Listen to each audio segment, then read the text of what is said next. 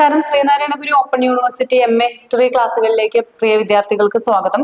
Social revolution in modern world എന്ന പേപ്പറിലെ third ബ്ലോക്കിലെ third unit ആണ് നമ്മളിപ്പോൾ ഡിസ്കസ് ചെയ്യുന്നത്. Impact of revolution. റഷ്യൻ വിപ്ലവത്തെ കുറിച്ച് കഴിഞ്ഞ 2 യൂണിറ്റുകളായിട്ട് നമ്മൾ പഠിച്ചു വരികയാണ്. അപ്പോൾ ഇവിടെ നമ്മൾ ഈ അവസാനത്തെ യൂണിറ്റിൽ നമ്മൾ ചർച്ച ചെയ്യുന്നത് റഷ്യൻ വിപ്ലവത്തിന്റെ ഇമ്പാക്ട് അഥവാ അതിന്റെ റിസൾട്ട് അല്ലെങ്കിൽ പ്രത്യാഘാതങ്ങൾ എന്തൊക്കെയാണെന്ന് നോക്കാം. 1917 റഷ്യൻ വിപ്ലവം ലോക ചരിത്രത്തിൽ തന്നെ വളരെ നിർണായകമായിട്ടുള്ള ഒരു സംഭവമാണ്. വ്ളാഡിമിർ ലെനിൻ നയിച്ചിട്ടുള്ള ബോൾഷെവിക് റെവല്യൂഷൻ ലോകത്തിലെ തന്നെ ആദ്യത്തെ ഒരു കമ്മ്യൂണിസ്റ്റ് രാഷ്ട്രത്തെ USSR ഫോം ചെയ്യുന്നതിലേക്കൊക്കെ നയിച്ചു എന്ന് നമ്മൾ കഴിഞ്ഞ ഒരു യൂണിറ്റിൽ പറഞ്ഞു വെച്ചു. അപ്പൊ ഇത് ലോകത്തിലെ ആദ്യത്തെ കമ്മ്യൂണിസ്റ്റ് രാഷ്ട്രം അവിടെ പിറവികൊണ്ടു.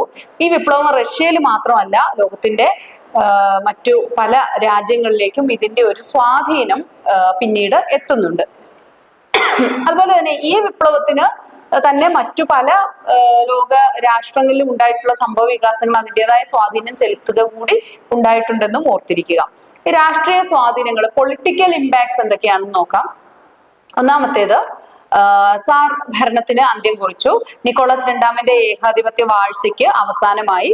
അതുപോലെ തന്നെ ഈ ഒരു മൊണാർക്കി പൂർണ്ണമായിട്ട് നീങ്ങി, മൊണാർക്കി നീക്കം ചെയ്തു. ഇവിടെ എന്താണ് ഇപ്പോൾ ഉള്ളത്? കമ്മ്യൂണിസ്റ്റ് ഭരണമാണ് പിന്നീട് വരുന്നത്.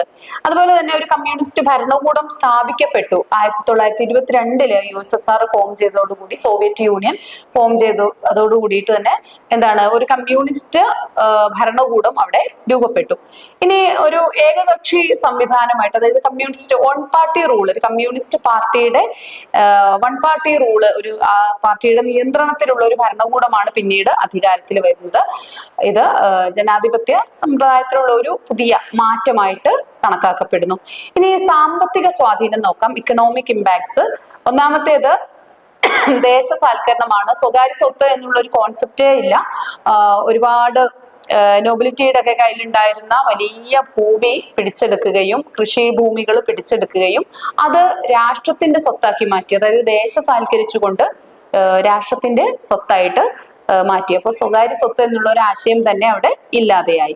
ഇനി മറ്റൊന്നാണ് ആസൂത്രിത സമ്പദ് വ്യവസ്ഥ എന്ന് പറയുന്നത്. അതായത് കൃത്യമായിട്ടുള്ള സാമ്പത്തിക ആസൂത്രണം നടത്തുകയും, ഇത് 5 ഇയർ പ്ലാൻസ്, നമ്മൾ ഇന്ത്യ ഈ 5 ഇയർ പ്ലാൻസ് അഡോപ്റ്റ് ചെയ്യുന്നത് സോവിയറ്റ് യൂണിയനിൽ നിന്നാണ് അല്ലെ, നമുക്കറിയാം, റഷ്യയിൽ നിന്നാണ് നമ്മൾ അത് സ്വീകരിച്ചത്. അപ്പൊ ഈ ഒരു 5 ഇയർ പ്ലാൻസ് നടപ്പിലാക്കുകയും അത് വ്യവസായവൽക്കരണത്തെ വേഗത്തിലാക്കാൻ സഹായിക്കുകയും ചെയ്തു. ഇനി മറ്റൊന്നാണ് കൃഷിയുടെ സമാഹരണം, അതായത് കളക്ടിവൈസേഷൻ എന്ന് പറയും. കൃഷിയുടെ ഒരു സമാഹരണം, കർഷകരുടെ കൂട്ടായ്മകൾ രൂപീകരിച്ചു. അത് ഭൂമിയിൽ ഒന്നിച്ച് കൃഷി ചെയ്യുന്ന ഒരു കളക്റ്റീവ് ഫാമിംഗ് ഒക്കെ അവര് നടപ്പിലാക്കുന്നത്, അത് ഗ്രാമീണ ജീവിതത്തിലെ വലിയ മാറ്റങ്ങൾ കൊണ്ടുവന്നിട്ടുള്ള ഒരു പുതിയ മുന്നേറ്റം തന്നെയായിരുന്നു. ഇനി മറ്റൊന്നാണ് ന്യൂ എക്കണോമിക് പോളിസി, പുത്തൻ സാമ്പത്തിക നയം. 1917 റഷ്യൻ വിപ്ലവത്തിന് ശേഷം 18-21 പീരീഡിൽ നടപ്പിലാക്കിയതാണ് ഈ ന്യൂ ഇക്കണോമിക് പോളിസി എന്ന് പറയുന്നത്. വാർ കമ്മ്യൂണിസം എന്ന ഒരു ആശയം നമ്മൾ മുൻപ് ഡിസ്കസ് ചെയ്തിട്ടുണ്ട്. അപ്പൊ ഈ വാർ കമ്മ്യൂണിസം എന്ന നയം രാജ്യത്തെ വളരെ ഗുരുതരമായിട്ടുള്ള സാമ്പത്തിക പ്രതിസന്ധിയിലാക്കിയിട്ടുണ്ട്. എന്ന് വെച്ചാല് ഈ കമ്മ്യൂണിസം സ്ഥാപിക്കപ്പെടുന്നതിന് മുന്നോടിയായിട്ടുണ്ടായിട്ടുള്ള ഒരു സംഭവ വികാസം. അപ്പൊ അതേ തുടർന്ന് കടുത്ത ഭക്ഷ്യക്ഷാമം ഉണ്ടായി, വ്യവസായ തകർച്ചയുണ്ടായി, കർഷക കലാപങ്ങൾ ഉണ്ടായി. അപ്പൊ ഇതെല്ലാം ഉണ്ടായതിനെ തുടർന്ന് 1921 ന്യൂ ഇക്കണോമിക് പോളിസി പ്രഖ്യാപിച്ചു. ഇത് താൽക്കാലികമായിട്ടുള്ള ചില സാമ്പത്തിക പരിഷ്കാരങ്ങളാണ്. അപ്പോൾ ഇത് ചില സമാശ്വാസമൊക്കെ നൽകി. ഇനി ന്യൂ ഇക്കണോമിക് പോളിസി പ്രഖ്യാപിക്കാനുള്ള ചില കാരണങ്ങളുണ്ട്. എന്തൊക്കെയാണെന്ന് നോക്കാം. ഒന്ന്, വാർ കമ്മ്യൂണിസത്തിന്റെ പരാജയം. അത് കർഷകരിൽ നിന്ന് നിർബന്ധിത ധാന്യ ശേഖരണം നടപ്പിലാക്കിയിരുന്നു ഈ വാർ കമ്മ്യൂണിസത്തിന്റെ ഭാഗമായിട്ട്. അപ്പൊ ഇത് വ്യവസായ ഉൽപാദനം തകർന്നു, വ്യാപാരം അതുപോലെ തന്നെ നിർത്തലാക്കപ്പെട്ടു, അല്ലെങ്കിൽ വ്യാപാരം ഒക്കെ മുരടിച്ചു പോകുന്ന ഒരു സാഹചര്യം ഉണ്ടായി. പിന്നീട് മറ്റൊന്നാണ് 1921 നാവികരുടെ ഒരു കലാപം ഉണ്ടായി. ഇത് സർക്കാരിനെ അക്ഷരാർത്ഥത്തിൽ ഞെട്ടിക്കുന്ന ഒന്നായിരുന്നു. തൊഴിലാളി, കർഷക ഈ വിഭാഗങ്ങളുടെയൊക്കെ ഒരു സന്തോഷമില്ലായ്മ അല്ലെങ്കിൽ അവരുടെ സംതൃപ്തിയില്ലായ്മ ഇത്തരം ഒരു കലാപത്തിലേക്ക് കാരണമായി. മറ്റൊന്നാണ് സാമ്പത്തിക തകർച്ച. ഭക്ഷ്യക്ഷാമം മൂലം ഫാക്ടറികളൊക്കെ തന്നെ അടഞ്ഞു കിടന്നു. കാര്യമായിട്ടുള്ള സാമ്പത്തിക പ്രവർത്തനങ്ങളൊന്നും നടക്കാതെയായി. അത് അവിടുത്തെ സമ്പദ് വ്യവസ്ഥയെ മുരടിപ്പിച്ചു. അപ്പൊ ഈ ഒരു അവസ്ഥ പുതിയ ഒരു സാമ്പത്തിക നയം കൈക്കൊള്ളുന്നതിന് അവരെ അവിടുത്തെ ഭരണ നേതാക്കളെയൊക്കെ തന്നെ അതിലേക്ക് കൊണ്ടുവന്നു, പ്രോത്സാഹിപ്പിച്ചു. അപ്പൊ ഇതിന് പരിഹാരമായിട്ടാണ് ഈ NEP ന്യൂ എക്കണോമിക് പോളിസി നടപ്പിലാക്കിയത് എന്നുകൂടി അറിഞ്ഞിരിക്കുക. ഇനി എന്താണ് ഈ ന്യൂ ഇക്കണോമിക് പോളിസിയുടെ സവിശേഷതകൾ എന്ന് നോക്കാം. ഒന്നാമത്തേത്, കാർഷിക നയത്തില് നിർബന്ധിത ധാന്യ ശേഖരണം ഒക്കെ അവസാനിപ്പിച്ചു. അതായത് വാർ കമ്മ്യൂണിസത്തിന്റെ ഭാഗമായിട്ട് കൊണ്ടുവന്ന നിർബന്ധിത ധാന്യ ശേഖരണം അവസാനിപ്പിച്ചുകൊണ്ട് ടാക്സ് ഇൻ കൈൻഡ് എന്നതിന് പകരം ധാന്യത്തിന് നികുതി ഏർപ്പാടാക്കുകയാണ് ചെയ്തത്. അതായത് കർഷകര് ശേഷിച്ച വിളവ് വിപണിയിൽ വിറ്റഴിക്കാനുള്ള അവസരം ഇതോടുകൂടി ലഭിച്ചു. ഇനി സ്വകാര്യ വ്യാപാരം അനുവദിച്ചു. ചെറുകിട വ്യാപാരവും വ്യവസായവും ഒക്കെ സ്വകാര്യ ഉടമസ്ഥതയിൽ തന്നെ നടത്താനുള്ള അവസരം കൊടുത്തു. നമുക്കറിയാം, മുൻപ് ഇതെല്ലാം ഈ സ്വകാര്യ സ്വത്ത് എന്നുള്ള ഒരു കോൺസെപ്റ്റിനെ തന്നെ ഇവർ നിരാകരിക്കുകയായിരുന്നു. പക്ഷെ അത് കടുത്ത പ്രശ്നങ്ങൾ സൃഷ്ടിച്ചു എന്നതിൽ നിന്നാണ് പിന്നീട് ചെറിയ തോതിലൊക്കെയുള്ള സ്വകാര്യ വ്യാപാരം ഒക്കെ നടത്താം എന്ന അനുമതി ലഭിക്കുന്നത്. സർക്കാരിന്റെ നിയന്ത്രണം, വലിയ വ്യവസായങ്ങള്, ബാങ്കുകള്, വിദേശ വ്യാപാരം, ഇതൊക്കെ തന്നെ സർക്കാരിന്റെ കയ്യില് കീപ്പ് ചെയ്തു. പക്ഷെ മറ്റു ചെറുകിട സ്ഥാപനങ്ങളൊക്കെ തന്നെ ജനങ്ങൾക്ക് സ്വകാര്യമായിട്ട് പ്രൈവറ്റ് ആയിട്ട് നൽകുന്ന സാഹചര്യവും ഉണ്ടായി. അപ്പൊ ഇതൊരു മിക്സഡ് ഇക്കോണമി എന്ന കോൺസെപ്റ്റിനോട് അടുത്ത് നിൽക്കുന്നതാണ് അല്ലെ.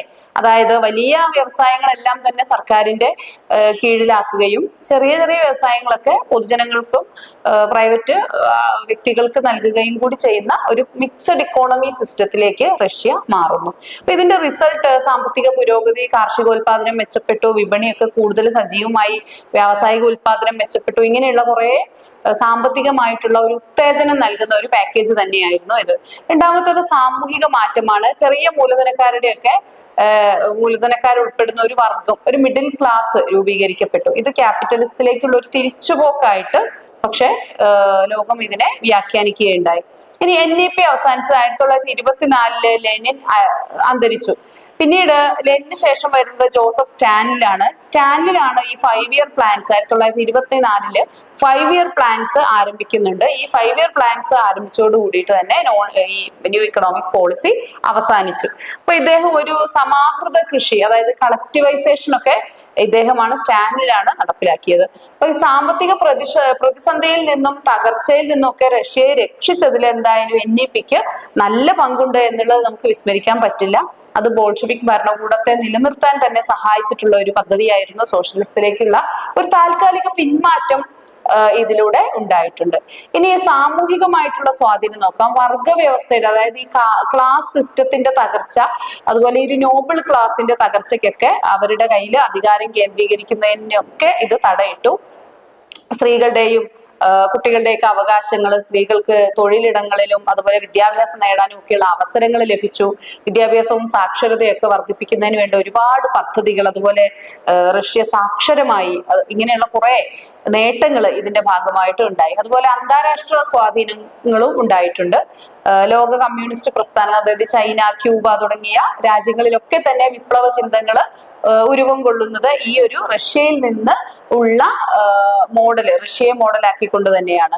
അതുപോലെ തന്നെ ശീത സമരം, കോൾഡ് വാർ നടക്കുന്നുണ്ട്. പിന്നീട് USSR ഒരു വലിയ ശക്തിയായിട്ട് വരികയും അതുവരെ ലോകം ഒരു ഏകധ്രുവ അവസ്ഥയിലുണ്ട് അല്ലെ. അപ്പൊ അതിൽ നിന്ന് മാറി ഒരു ഇരുധ്രുവ അവസ്ഥയിലേക്ക് ലോകം പോകുന്ന ഒരു സാഹചര്യമാണ്. അതായത് ഒരു ഭാഗത്ത് അമേരിക്കയും USA ഒരു ഭാഗത്ത് റഷ്യ അഥവാ USSR ഉൾക്കൊള്ളുന്ന ഒരു ധ്രുവമായിട്ട് ലോകം മാറുന്നു. അപ്പൊ ഈ ഒരു ഇരുധ്രുവ ലോകക്രമം വളർന്നു വരുന്നതിനും ഈ ഇരുധ്രുവ ലോകക്രമം ശീതയുദ്ധത്തിലേക്കൊക്കെ നയിക്കുന്നുണ്ട്. ഇനി USSR അതുപോലെ USA ഇതിൽ ആര് എന്ന ഒരു ചോദ്യം പിന്നീട് വരുന്നു. ലോകത്തെ പിന്നീടുള്ള വലിയ സംഘർഷത്തിലേക്ക് ഒക്കെ ഇത് നയിക്കുന്നുണ്ട്. കോളനി രാജ്യങ്ങളിൽ ഇത് വലിയ സ്വാധീനം ചെലുത്തിയിട്ടുണ്ട് ഈ ഒരു യുദ്ധം.